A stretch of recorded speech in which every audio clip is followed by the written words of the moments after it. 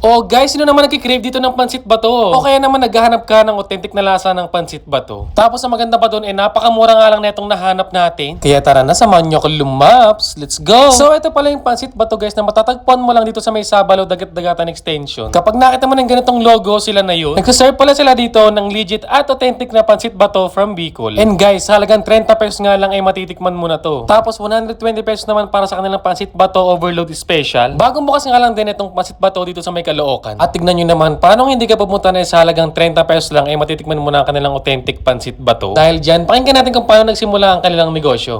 Nagsimula yung business namin na pansit bato nung pumunta kami ng Bicol, which is sa lugar nila ng girlfriend ko. Ang sarap kasi iba siya sa Pares, Mami, tapos nag-enjoy ako sa lasa, which is ayun nga, yung pansit bato. Unique siya, hindi siya gaya ng noodles ng Pares. Tapos